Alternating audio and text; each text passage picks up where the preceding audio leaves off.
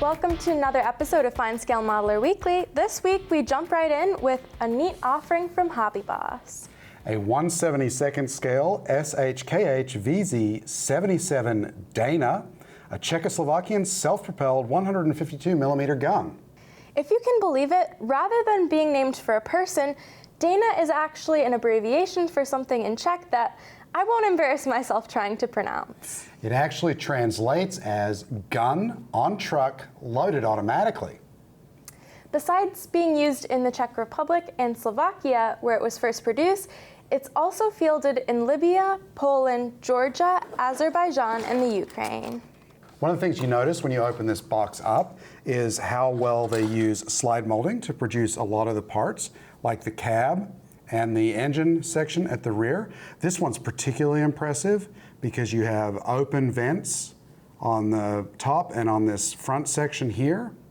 Just really beautifully done work. Yeah, that looks really nice. So, Aaron, what exactly is slide molding? Well, slide molding is a process that instead of using a two-part mold where the two parts come together, plastic's injected in and the two parts come apart, you have multiple sections that all feed together from different locations, and it allows you to create undercuts and insets like on this part here or on this frame, so that you get detail up under things that you wouldn't normally be able to do with a two-part mold, and you can produce more complicated parts that way.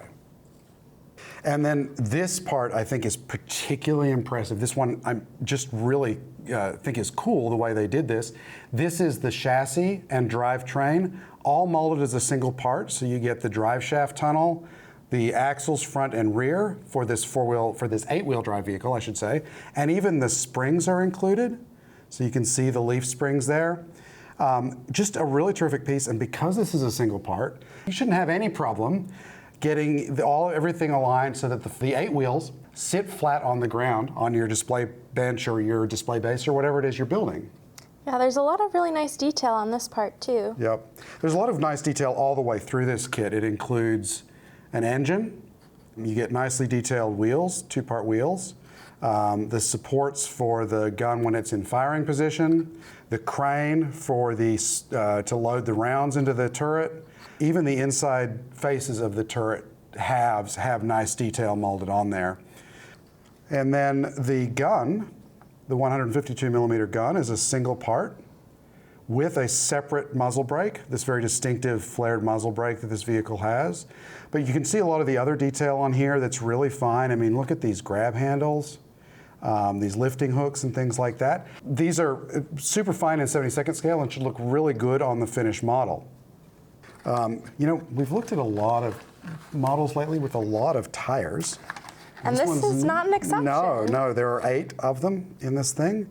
So you get a whole handful of tiny little rubber tires with really good detail molded on. I mean, there's nice tread on here. Yeah, nice tread. There's even some sidewall detail. Kind of looks like a handful of Fisherman's Friend lozenges, but they're nice, solid rubber tires. We have clear parts for the windows in the cab, with a nice touch for something this size. And then, of course, we have decals. Now, this decal sheet is not what I would call exciting by any stretch. It is got lots of stencils, though, and placards, and even the instrument cluster for the instrument panel inside. Nice touch. And you get markings for 4 vehicles. Now, they don't give any information about those marking options. One of them for sure is Czech. You can see it in this one, where the green vehicle has the Czech markings on it, the national insignia. But you also get this 3-color vehicle in this kind of NATO camouflage. You get a second one in the 3-color camouflage and another one in green. Like I said, I have no idea what nationality these are, but they are all nice options with good decals. Mm-hmm. It's just another good example of what HobbyBoss has been doing really well at in this scale, that they're turning their engineering to do these kind of things so that they're easy to build. Yeah, it's great that they provided lots of options with the decals, though it may be a little hard to tell what they are just from this sheet, yes. But they'll look nice on the model. Exactly. In a January 22 new product rundown, we looked at Blitz by Takom's initial Jagdtiger release in 1/35th scale. You can see that, as well as Jim Zeski's workbench review of it, at the link in the description. Takom's latest Jagdtiger replicates a handful of early production tank destroyers fitted with Porsche suspension and Zimmerit. Despite there not being very many Jagdtigers made, it's a perennially popular modeling subject. Let's take a look and see how Takom did this one. So we're going to start off with the lower hull. This is one of the major differences between the versions built by Porsche and the Henschel one.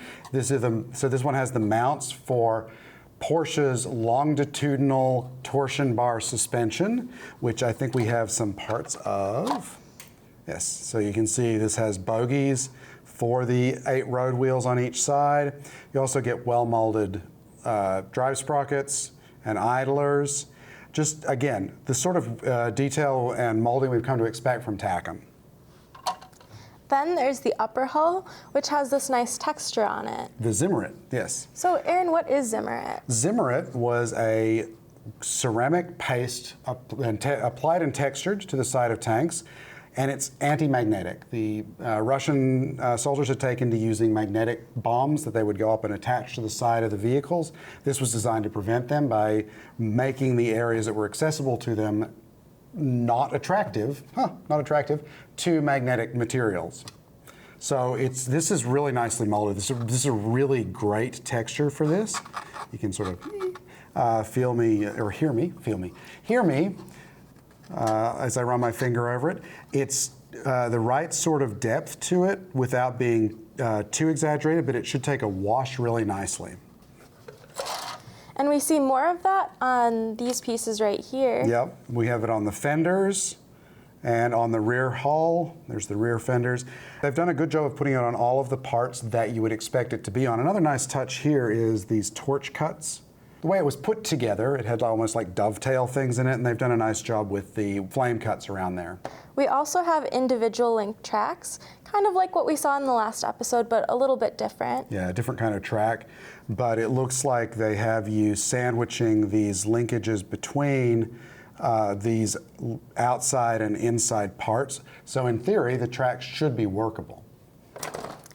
And then we have the gun in both turned aluminum and plastic. Yeah, the plastic barrel's in 2 parts, and then we have the nice turned metal barrel. It does look like you're going to have to modify this part to attach the metal part, but not a huge problem if that's what you're doing. There's also some photo etched metal and decals. Yep. The photo etched metal here is kind of nice. It's very simple. All it does is cover the screens over the engine grills on the back deck. Nice touch because all the vehicles would have had this. This would be good if you are new to photo etch on a kit because it should fit well and there's not a whole lot of it. And then the wee tiny little decal sheet. But it gives you 4 crosses and then the serial number for a single Porsche designed vehicle, all in dark yellow.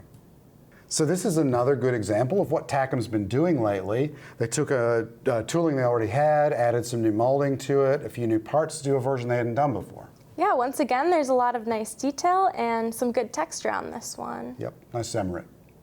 Let's flip through a couple of Osprey combat aircraft titles that we thought you'd enjoy. Starting with number 148, Nakajima Key 49 Helen units by George Eleftheriou. I'm sorry if I've mispronounced your name, George. Designed to replace the Key 21 Sally, the Helens were hampered by a relatively light payload and unreliable engines. After a short history, the 96-page softcover traces the bomber's service in various theaters of the Pacific with plenty of photos, some in color, and color profiles that show camouflage to good effect. Combat aircraft number 149 looks at Bf-109 Jabo units in the West. Malcolm V. Lowe examines how Messerschmitt's iconic fighter was turned into a fighter-bomber. As with the Helen book, there are plenty of photos and color profiles tracing the plane's role attacking targets in England and a series of raids on New Year's Day 1945. So these are some really neatly done books about a couple of subjects I'm not as familiar with, but would make great modeling subjects. Yeah, and they'll be helpful to newcomers to the subject. Our friends at Ammo by Mig Jimenez sent a couple of products we thought were kind of cool, including this nifty finishing set from the Ammo Wargaming universe range, Weathering for Combat Armor. One of the things that really impressed me about this is the packaging. It has this nice little slip thing, and then you get this really sturdy box. Yeah, and it's a really nice design too. Yes, very, very pretty. And then underneath the packaging foam, we have this delightful set of finishing fluids, including enamel starship wash, enamel streaking grime, enamel engine grime, and a thinner to allow you to work with and blend all of these colors. There's also chipping fluid, city dark dust pigment, and a couple of dry brushing acrylics, one for gunmetal and one for chipping. So the chipping fluid, is that the same as hairspray? It does the same thing as hairspray. You apply it between a couple layers of paint and it allows you to use a wet brush and remove a little bit of the upper layer to give you a chipping effect, like you would with paint being chipped or like whitewash being chipped on a winter camouflage vehicle. The advantage this has over hairspray is that you can apply this with an airbrush, and give you a much more, you can target it in certain places so you don't affect the entire layer of paint. Because if you've ever used hairspray, that stuff just goes everywhere, right? Yeah. And then there are some oil brushers. We have earth and dusty earth. I'm not really sure what the difference between those is, but I'm sure that they have a difference. One looks darker than the other. I was going to say, it looks like the color is a little bit different. There's a fresh engine oil brusher. These are oil paints in these, by the way, with a very fine applicator. And then we have streaking brusher. It makes me question about what it's for, but I guess it's for applying streaks with an oil paint. And this one is in the color Rust. Rust. Rust, yes. So you can do some streaky, rusty stuff. But what's really cool here is that it comes with this delightful book, very nicely reproduced, gives you step-by-step instructions for how to finish these kind of mechs. Now they're using a Warhammer piece, using various products, some of which are in the set. But I would think you could also use it on other gaming pieces. Yeah, other gaming pieces, and even Gundam maybe. And yeah, even beyond the gaming pieces, things like Gundam and Maschinenkrieger. Here's his finished piece, but there's no reason it wouldn't work on other kinds of mechanical combat suits that you'd use in just scale modeling beyond gaming. Ammo by Mig Jimenez also sent us a selection of their new A-stand paints, which are essentially Alclad 2 lacquers repackaged. So they may be available more places as a result. Bottom line, these are terrific paints that apply flawlessly when done correctly and patiently. I bet you thought we were going to get through this episode without saying diorama. That is until we get to this, our last subject, which is like a ready-made diorama in a box. ICM's 1/35th scale Prost between battles on Bergpanther. Which is a nice piece of alliteration.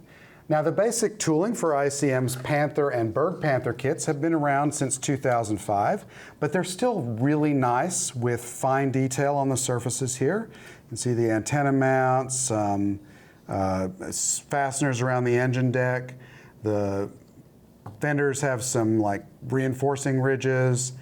Just a nice little basic kit with keyed suspension arms, so they'll be easy to align for the road wheels. Nicely molded, good hub detail, good bolt detail, tire detail. Get the drive sprockets, the engine grills. Lots of parts on these wheels. Yep, and if you want even more parts, check out the individual link tracks. They're molded in black this time. Apparently, yes. So this will give you the ability to recreate the sort of sag that Panthers typically have on the top run coming off the drive sprocket headed back to the idler. So that's definitely a nice detail that modelers can look forward to. I know some people don't like individual link tracks. Personally, I don't mind them. A little bit of extra work. Never hurt anybody. There are separate hatches that appear to be posable. Now there's no interior here, so if you decide to pose them open, you're going to want to put figures in them or have some sort of interior that you add to it. But you also get some other nice details here. The tools, small pieces, the more fenders, the side skirts, all of that is really well done, very fine in many places. Now there's no turret on a Bergpanther. This is a recovery vehicle. So in place of the turret, they fit a raised ring with this wooden cover, nice wood texture. This means that you could, in theory, pose this section open as well, but remember there's nothing inside to look at. You do also get the crane, nice detail on the actual hooks and the pulleys and so forth. Also a nice little gun here, speaking of weapons. And then these tiny little like wing nuts to hold the cover on. Yeah, those are so small, but they're really nicely detailed. Yep, should be a nice, good detailed Bergpanther. This seems to be the theme of this episode is going to be tiny decal sheets because we have another. This one's even smaller than the last. Yes, and provides 3 crosses, sort of for generic Bergpanthers. There's no unit markings or anything along those lines. But the instructions show 2 Bergpanthers, one in dark yellow, and the other in dark yellow with green streaking. Nice options there. But you know what's really cool about this kit? What? You get a new set of figures here. Molded in pieces. Yes. These guys need a little assembly. But you get 4 figures. You get a guy who's obviously giving the cheers. Another one who looks like he's eating. Or has the food there. There's a guy holding a dog. This kit comes with a dog. And you get a guy slicing a loaf of bread. So they're obviously enjoying a meal together. But the figures themselves are really nicely molded. You get good uniform details, good facial expressions. The dog looks good, even though he looks a little awkward here since he's split in half and his legs are kind of at an awkward angle, but presumably once you get them together, it makes sense with the guy that's holding him. Bottles, cups, just all the way around. This is a nice set of figures that does a good job of showing sort of a different side of war. These guys relaxing on their recovery vehicle, enjoying a meal together, a little camaraderie between, moments of sheer terror. It should build up into a nice scene, and I'm personally partial to the dog. Yeah, are you really? So you like this one, do you? I do. So, would you build it? Maybe. Maybe. Could you get it done in like a month or so for me? I mean, we could do with a review on it. Sure. Okay, good.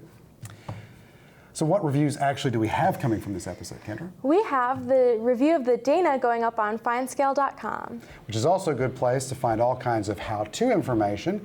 And don't forget to stop by CombatHobbyStore.com where you can pick up your copies of Contest Cars 2022 and Great Scale Modeling 2023. FineScale Modeler Weekly is brought to you by Hobby Zone USA, your source for hobby storage solutions, hard-to-find hobby tools, and aftermarket modeling needs. We all know what a colored pencil is, but do you know what a watercolor pencil is? AK Interactive has recently come out with what they're marketing as weathering pencils, a number of different sets in a variety of colors that should appeal to most modelers. What they are essentially are watercolor pencils. Now the difference between a colored pencil and a watercolor pencil is the binder in the pigment. In a watercolor pencil, the binder is water soluble. So, you can do with a watercolor pencil the things that you would do on your model with a colored pencil. Scratches, chipping, that kind of stuff. But additionally, what you can do is shadows, stains, and streaking. You can do whole tints and washes. Let's take a look and see how watercolor pencils work. I'm using colors from AK Interactive's weathering pencil set, Dirt and Marks, okay?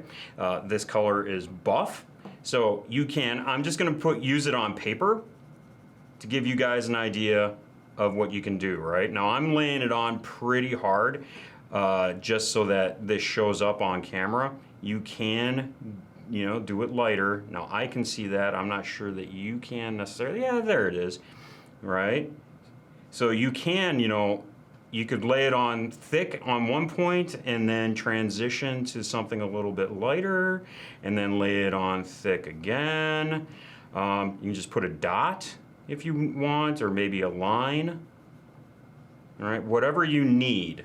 And I'll go ahead and do that with some of the other colors as well. So just like with colored pencils, you can go ahead and color with them, right?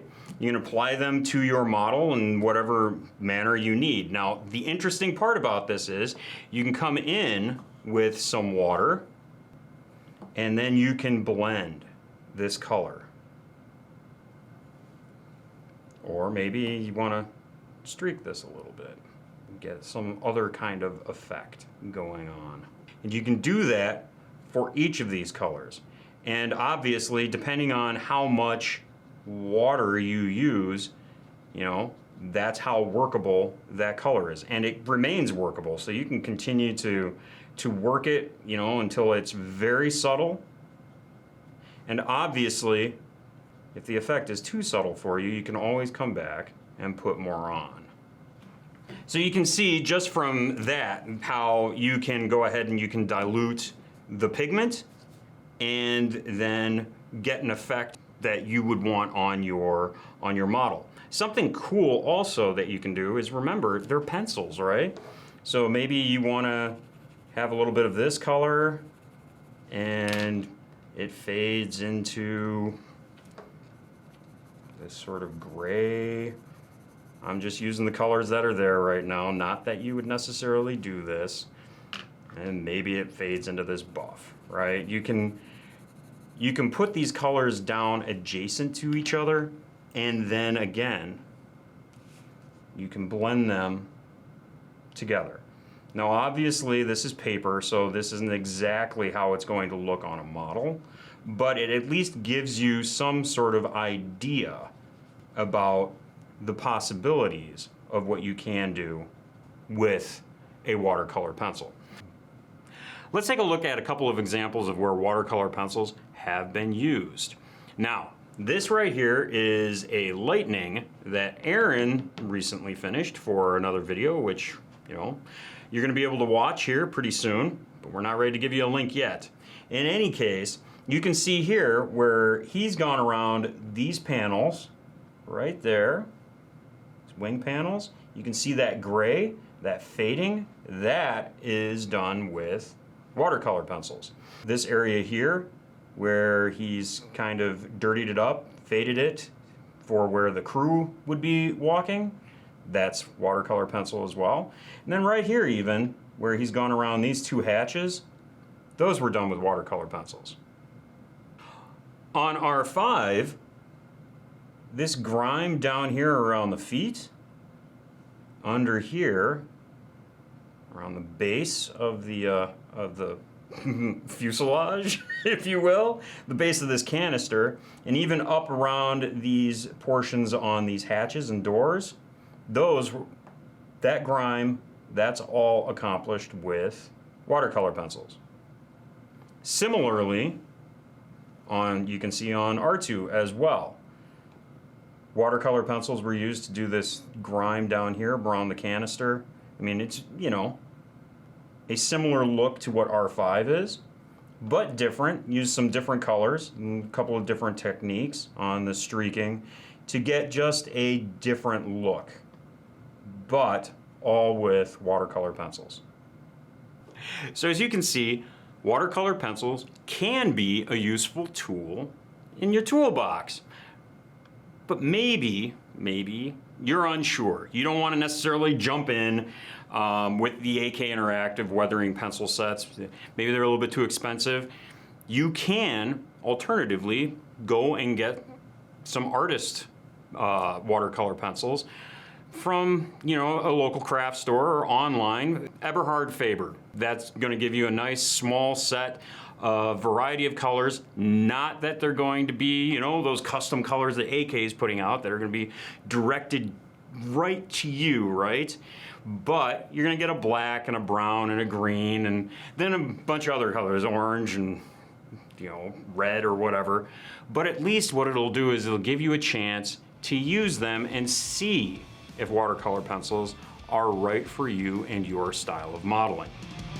Don't forget to enter the FineScale Modeler June Sweeps for your chance to win $1,000 worth of kits from the likes of Tamiya, Airfix, Revell, ICM, and Atlantis. Go to finescale.com/June Sweeps to enter now. So it's about, give or take, it's about 6 months to November. So what happens in November, Aaron?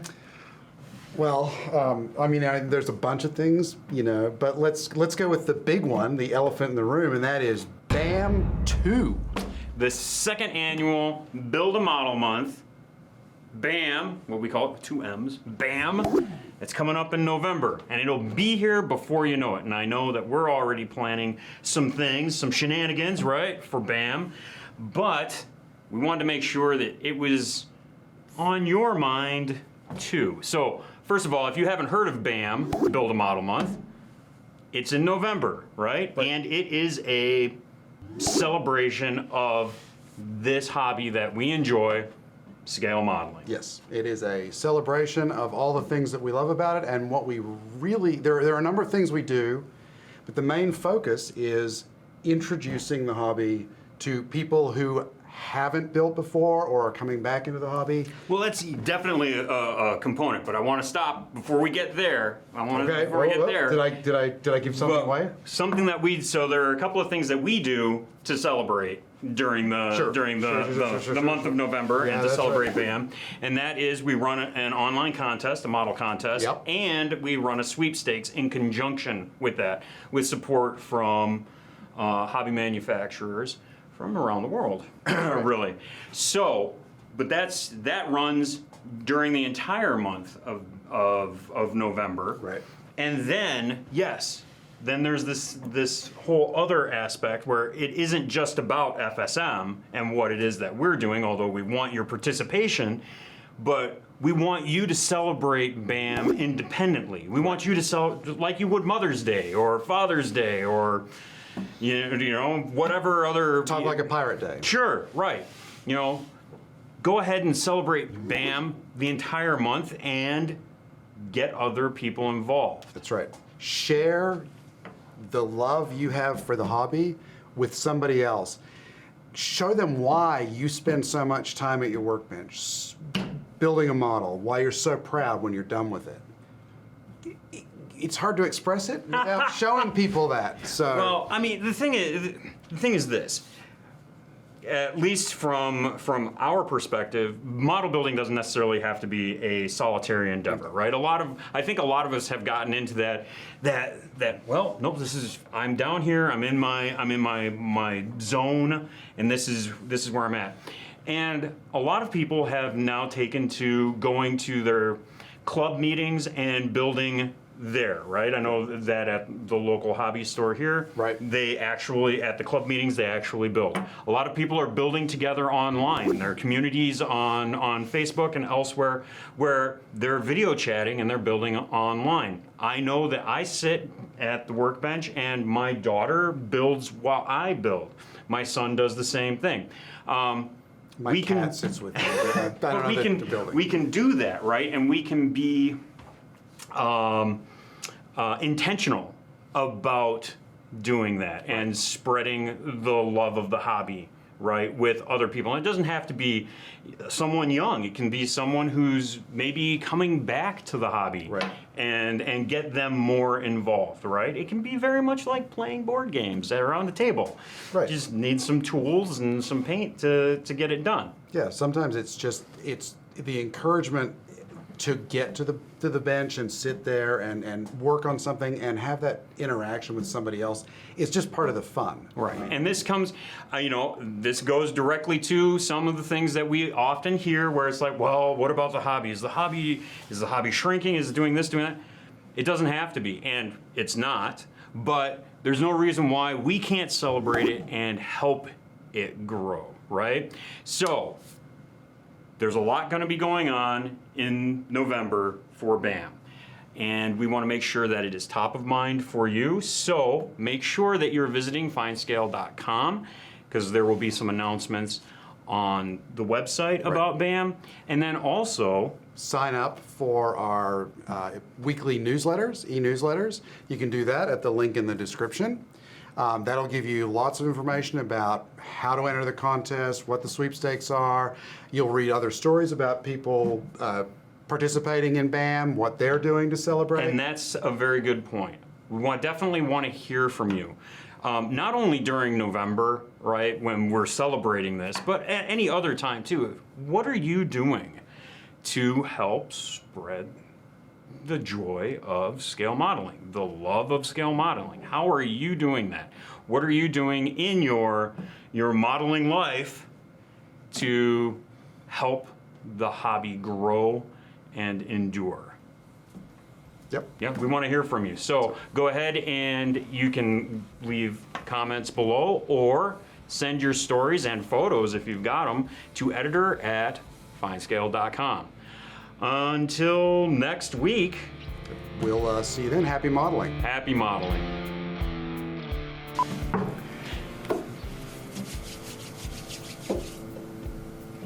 So I'll kick it off, okay? Sure. All right. Check, check, 2, Check. 3, check, Check. check, check. I can't imagine me listing all the countries as that enthralling. You have to be. I was trying to be a good co-host. I appreciate it. Okay. I'm acting. Despite there not being very many of these, Sorry. I was too quick. Red color pencil, watercolor pencil. Watercolor pencil, right? It's just water. It doesn't really flow off the tongue very. Watercolor pencil, colored pencil, water. Stains, shadows, stamos. See, now I got digressive, discursive. No! I slipped into my Australian accent there. crikey.